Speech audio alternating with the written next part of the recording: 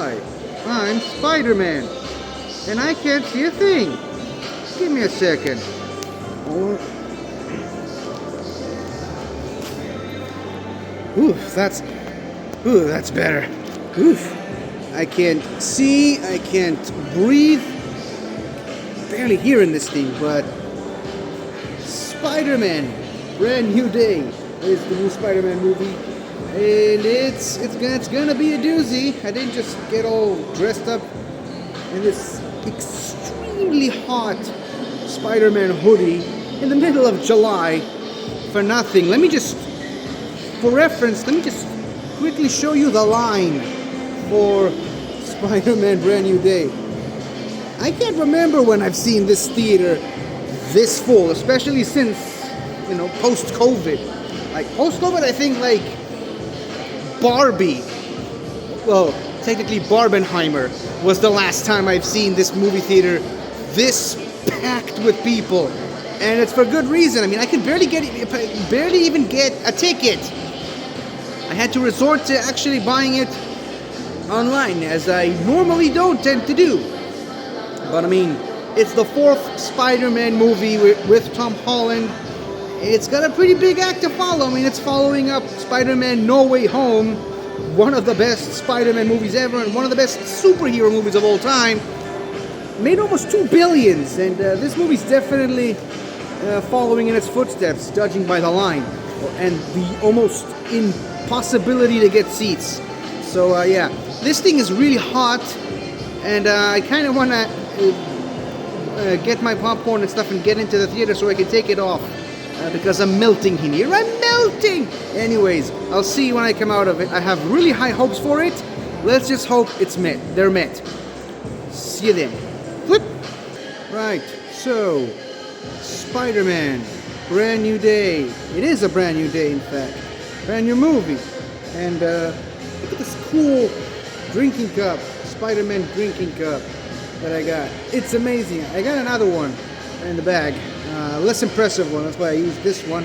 There's also the Spider-Man head popcorn bucket that I wanted to get, but they ran out just as I was getting in line. I think I actually saw them giving away the last one, which really upsets me, but and then I just saw someone walking away with another one of those.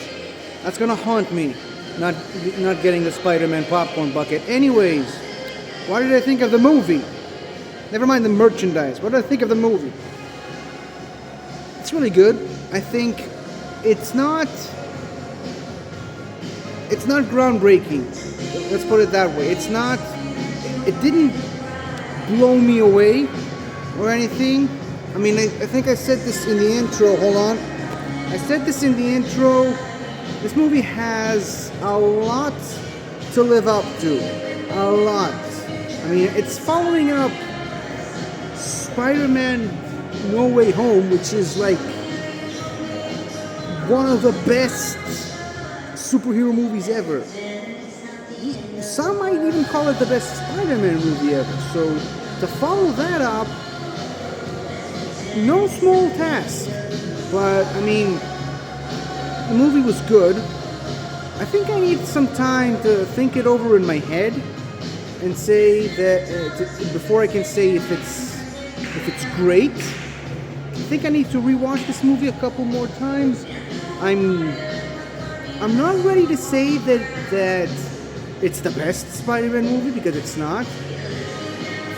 For now, I'd say if we're just talking about the Tom Holland Spider-Man movies, and oh boy, there are a lot of Spider-Man movies. So let's just focus on the Tom Holland Spider-Man movies. I think my favorite is No Way Home, followed by Homecoming, then Far From Home, and now this.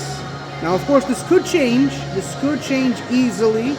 I could change this up on the lineup, but for the most part, so far, after having only watched this movie once, and again, this is just my honest opinion coming out of the movie in the movie theater, my honest opinion, right now, it's the weakest of the Tom Holland Spider-Man movies.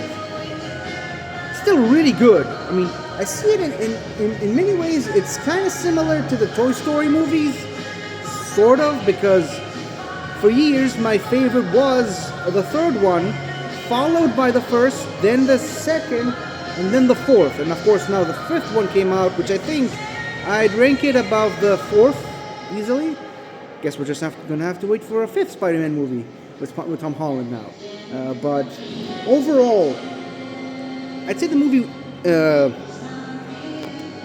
again, it didn't shatter any records in terms of my excitement during the movie, but I think it accomplished the mission. It was a good movie. It was a really good Spider-Man movie with Tom Holland.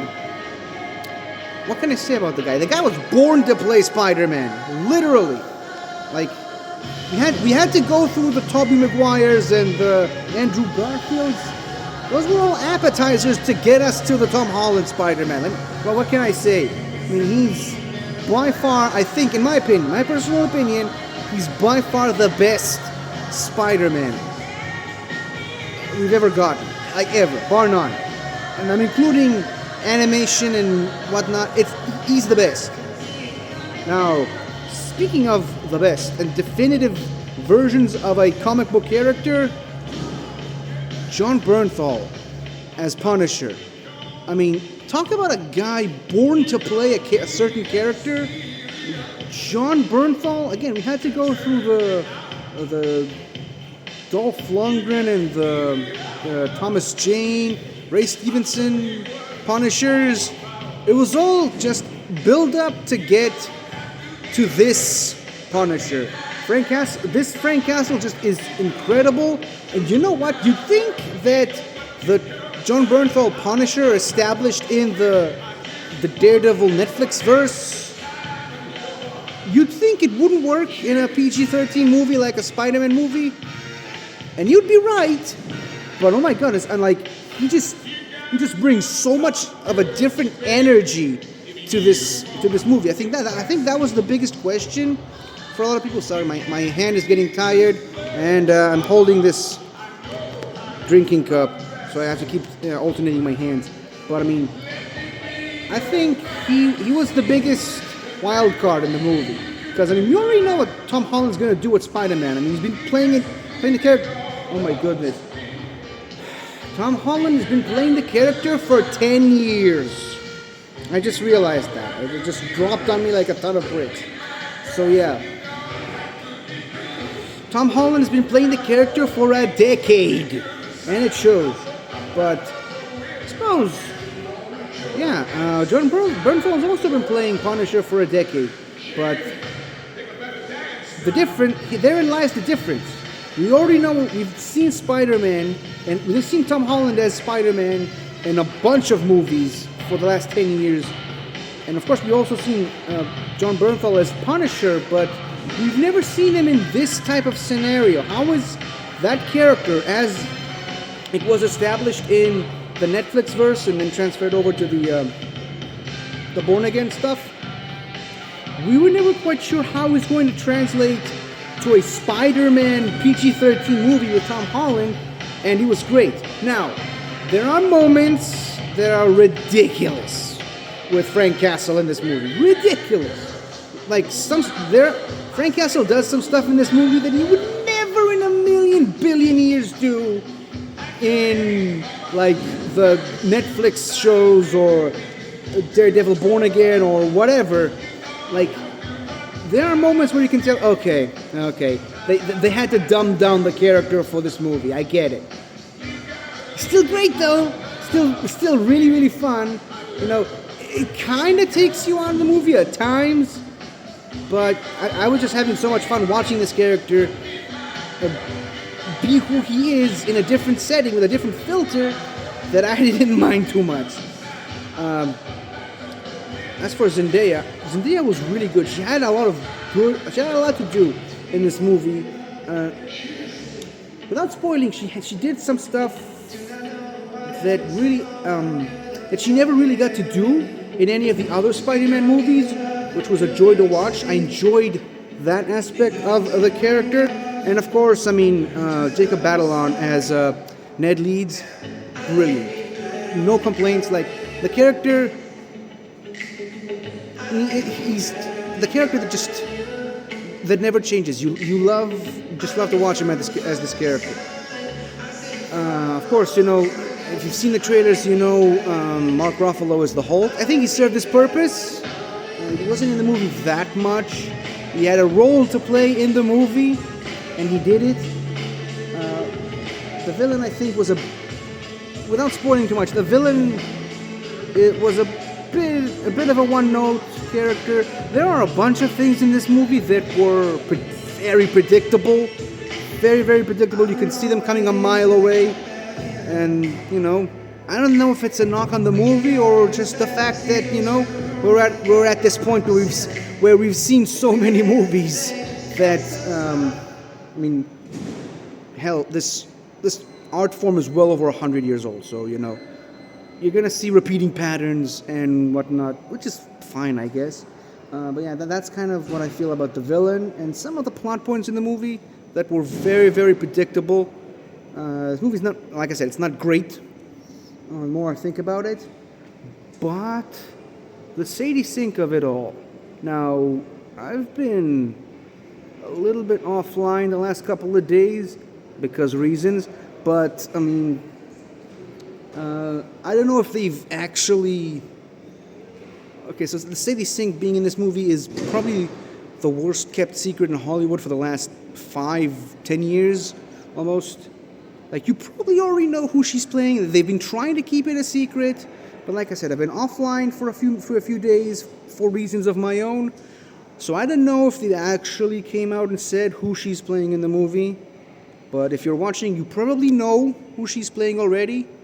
And I don't know if I'm allowed to spoil it or not. But without spoiling, I think she was really good in the movie. I think I liked what they did with her character, especially by the end. And there's a plot twist with the character that, once again, I was able to see it coming a mile away. Like, it didn't surprise me or anything. It wasn't groundbreaking. But I think, from a story perspective, I like what they did with her. And I loved what they did with her connection with Spider-Man, Peter Parker. And I also like what they did with the character of Spider-Man in this movie. And, again, you probably already know this, but, Florence Pugh is in this movie as well as Yelena. Sorry, blanked out there for a second. She was really good. She was funny. Again, that's another character that, like, you ask yourself, how is she going to fit in with this world? And she fits in like a glove. She was really good. She was really fun to see in this movie. There's another character in the movie that I don't know if it's a spoiler or not, but let's just say DeWolf. I don't know if that's a spoiler, but yeah, I like her character, and it really introduces an interesting dimension to this Spider-Man universe that I think is going to be really fun going forward. As for the Scorpion, I think the trailers kind of make him out to be like the main villain or a secondary villain. He's not in the movie too much, but again, just like the Hulk, he serves a purpose in this movie, and that's kind of what you can hope from a backup player like, I think the actor's name is Michael Mando. Hey, Mando! I think that's, or Mondo, I don't know. But, yeah, he's the guy playing Matt Gargan, Scorpion. Again, people have been waiting years to see this character on screen again. And I think if you walked out of Spider-Man Homecoming hoping to see Scorpion in the next movie, and you had to wait all these many years later just to watch him in this movie, you're not going to be disappointed. But again, don't get your hopes up too high because he's not in the movie that much. That's all I can say. As for post-credit scene, there's only one at the very, very end of the credits. So like you can go to the bathroom if you want and come back just to watch the post-credit scene. I didn't because I was dead center in the middle of the theater and there was a lot of people there. But I mean, the post-credit scene, I think it's important. Like, again, without spoiling too much, I think it's necessary, but I wouldn't say that it's like one of those you have to stay all the way to the end to watch it. You can check it out online if you like, But that's just my opinion on the post-credit scene. Anyways, I think they're about ready to kick me out because it's already past midnight. So yeah, I gotta go. So yeah, Spider-Man Brand New Day. Thank you for watching. Go watch this movie. It's a lot of fun. Goodbye. Hello again. Thank you for watching. If you enjoyed it, don't forget to subscribe, hit that like button, and leave a comment. See you next time.